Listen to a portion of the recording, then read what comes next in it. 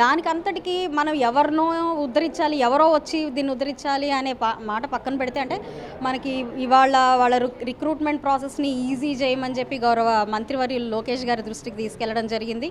ఖచ్చితంగా దానికి ఒక క్యాబినెట్ మరీ పెట్టి ఒక పాలసీ ఏమైనా మేక్ చేయాలి అని అంటే డెసిషన్ తీసుకొని లోకేష్ గారు కూడా దానికి చేస్తామని చెప్పి చెప్పడం జరిగింది.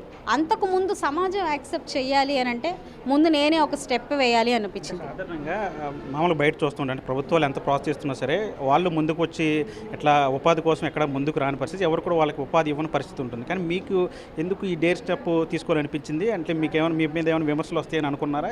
ఎట్లా తీసుకున్నారండి?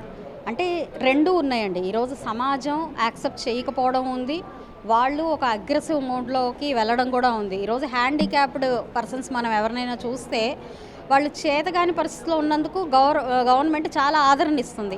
వాళ్ళు కూడా వాళ్ళ కాళ్ళెంపట నిలబడి ఎవరి మీద ఆధారపడకూడదు అని చెప్పి వాళ్ళు చాలా స్వేచ్ఛగా బ్రతుకుతున్న పరిస్థితులు కనపడుతున్నాయి.